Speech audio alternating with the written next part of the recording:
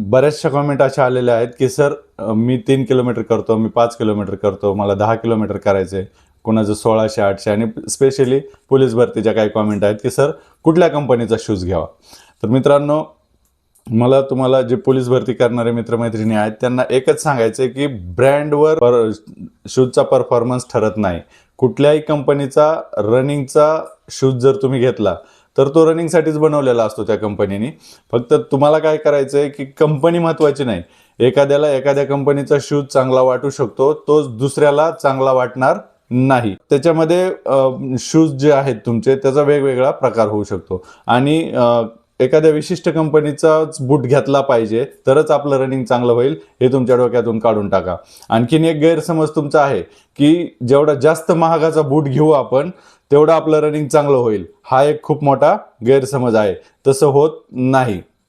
महागाच्या बुटाने running चांगलं होईलच असं नाही. बूट घेताना कोणत्या कंपनीचा घ्यावा यापेक्षा तो कसा घ्यावा, कंपनी कुठलीही असू द्या, कसा घ्यावा हे जर तुम्हाला एकदा परफेक्ट कळलं ना, स्पेशली पोलीस भरतीची तयारी करणाऱ्या मित्रांसाठी त्यांच्या खूप कमेंट आल्यात की सर कुठल्या कंपनीचा बूट घ्यावा.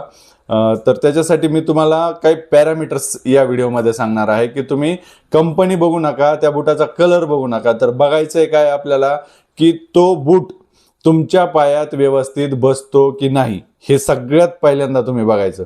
व्यवस्थितच बसला पाहिजे. खूप ढिल्लाही बूट काही कामाचा नाही आणि खूप फिट्ट होणारा बूट पण काही कामाचा नाही. त्यामुळं साईज योग्य तुमच्या पायाची आहे का नाही ते बघून घेतलं पाहिजे.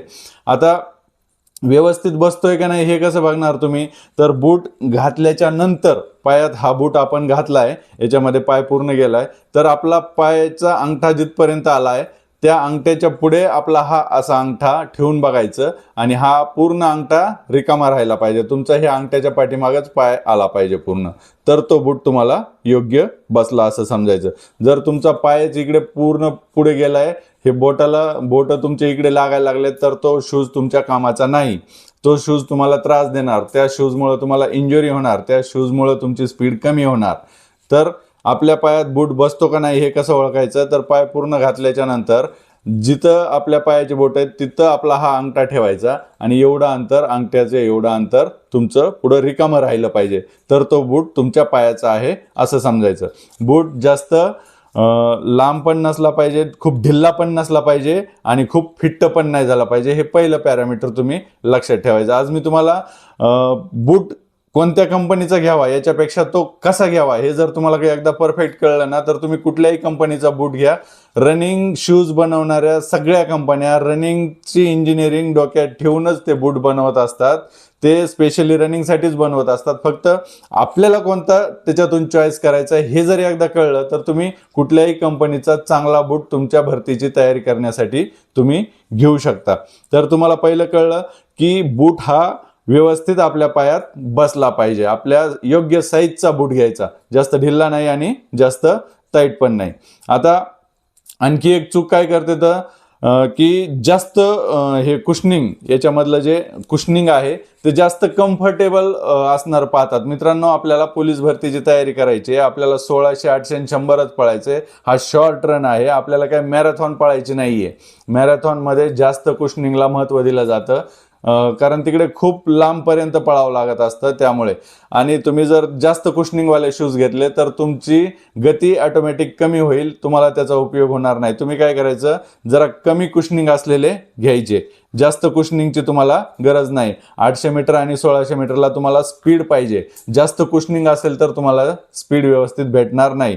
आणि काही जण काय करतात की मग फारच कमी कुशनिंग असलेले एकदम सपाट असे वॉकिंगवाले बूट घेऊन ते रनिंगची प्रॅक्टिस करतात, पण तसं पण करायचं नाही. तुम्हाला थोडं मध्यम कुशनिंग असलेलं, थोडं कुशनिंग पण आवश्यक आहे, जेणेकरून तुमचा पाय जमिनीवर पडल्यावर तुम्हाला जो शॉक मिळणार आहे तो त्या बुटाने ॲब्झॉर्ब केला पाहिजे. तेवढं कुशनिंग तर त्याच्यामध्ये असलं पाहिजे. लक्षात आलं का? पहिला पॅरामीटर पायाला व्यवस्थित बसला पाहिजे आणि दुसरं जे आहे ते जास्त पण कुशनिंग नाही पाहिजे आणि लय कमी पण नाही पाहिजे. तुम्हाला योग्य असं कुशनिंग त्याच्यातून मिळायला पाहिजे. चुकीची साईज घ्यायची नाही. दुकानात गेल्याच्या नंतर घालून बघायचं व्यवस्थित, थोडं चालून बघायचं, थोडंसं वाटल्यास तुम्ही पळून पण बघू शकता. आपला अंगठ्याच्या पुढं, पायाच्या बोटाच्या पुढं अंगठा असं एवढं अंतर आहे का नाही ते पण बघायचं व्यवस्थित, तरच तो बूट घ्यायचा तुम्ही. त्याच्यानंतर ग्रिपचं एक महत्त्वाचं आहे बघा, हे खाली अशी ग्रिप असली पाहिजे, म्हणजे कुठला तरी पॅटर्न असला पाहिजे त्याच्यावर.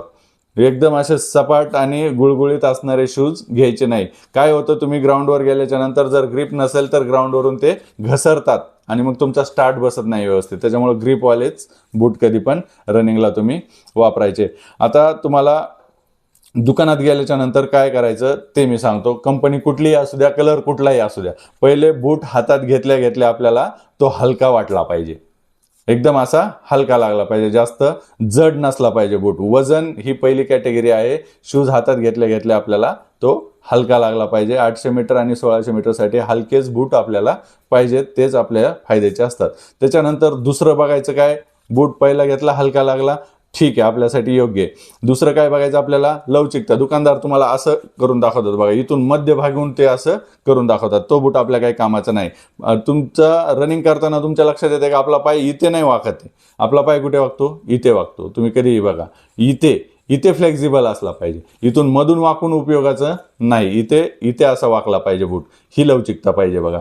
ही असा लवचिक असेल तर तो आपल्या रनिंगसाठी योग्य आहे. याला काय म्हणायचं, टो एरिया आहे. हा पुढचा टो एरिया हा कडक नसला पाहिजे, रिजिड नसला पाहिजे, हा असा लवचिक असला पाहिजे. इथं फ्लेक्झिबिलिटी पाहिजे शूजमध्ये तुमच्या, तर तो आपल्या कामाचा आहे. त्याच्यानंतर तिसरी गोष्ट काय चेक करायची तुम्हाला, पाठीमागची बाजू.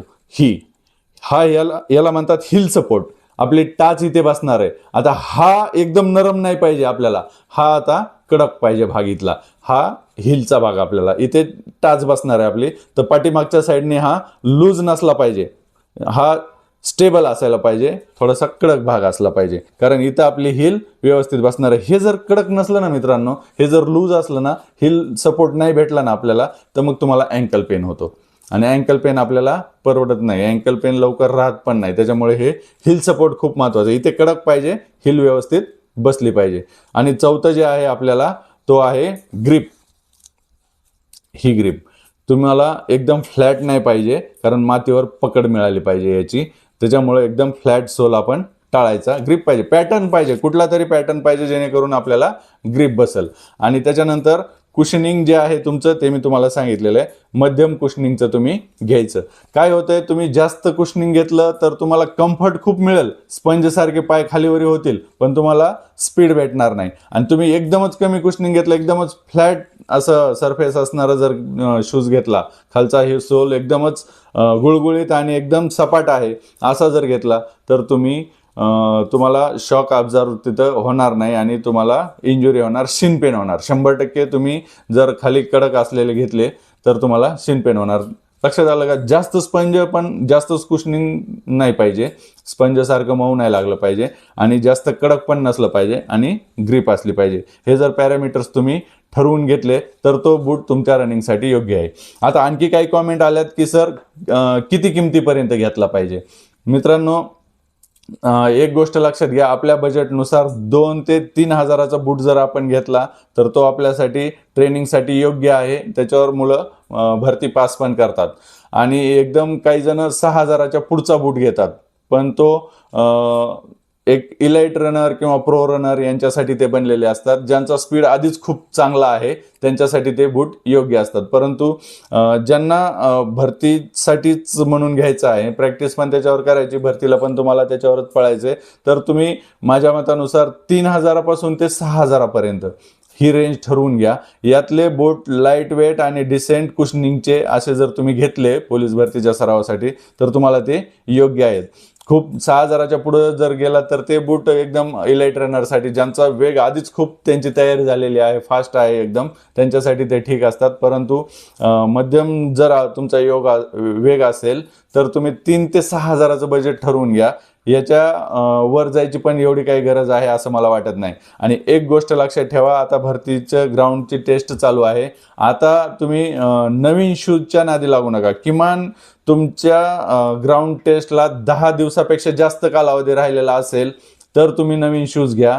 10 दिवसापेक्षा जर तुमचा कमी वेळ राहिलेला असेल तर तुम्ही नवीन शूजच्या नादी लागू नका. तुमचा जो शूज आहे जुना, ज्याच्यावर तुम्ही प्रॅक्टिस केलेली आहे, जो तुम्ही वापरलेला आहे, जो तुमच्या पायाला फॅमिलियर झालेला आहे, तोच शूज तुम्ही ग्राउंड टेस्ट देताना वापरा. 10 दिवसाच्या आत नवीन शूज घालून तुम्ही तयारी करू नका. आणि ग्राउंड ज्या दिवशी तुमचा आहे त्या दिवशी तर नवीन शूज घालून अजिबात पळू नका. लक्षात आलं. आणि अंतिम सत्य एक आहे बुटाच्या बाबतीत, की भारीतला भारी शूज घेतला तर आपलं रनिंग चांगलं होईल, हा एक गैरसमज सगळ्यांच्या डोक्यात आहे. तो पहिले काढून टाका. योग्य शूज, योग्य ट्रेनिंग बरोबर तुमचा योग्य रिझल्ट असणार आहे. अजूनही तुम्ही जर कन्फ्यूज असाल तर मला कॉमेंटमध्ये लिहा, त्या कॉमेंटला उत्तर देण्याचा मी प्रयत्न करेल. शूजच्या बाबतीत मला वाटतं की आता सगळ्यांचं क्लिअर झालेलं असेल. खूप महाग शूज घेतला म्हणजे चांगलं रनिंग होतंय असं काही नाही. शेवटी मेहनत तुमची आहे, मेहनत तुमची ट्रेनिंग याच्यामुळेच तुम्ही जिंकणार आहात. कुठलाही ब्रँड तुम्हाला जिंकून देणार नाही, याला मेहनतच लागते. फक्त शूज तुम्हाला सपोर्ट करेल. चांगला शूज जेवढा तुम्ही घ्याल तेवढं चांगलं सपोर्ट तुम्हाला मिळणार आहे. फक्त शूज घेताना काय बघायचं हे तुमच्या लक्षात आलेलं असेल तर मला खाली कॉमेंट करून सांगा की तुम्ही कुठलं ट्रेनिंग करताय आणि तुम्ही याच्यात पर अजून जर काही तुमच्या कुशंका असतील तर त्या मला तुम्ही कॉमेंटमध्ये सांगा. मी तुम्हाला उत्तर देण्याचा प्रयत्न करेल. धन्यवाद.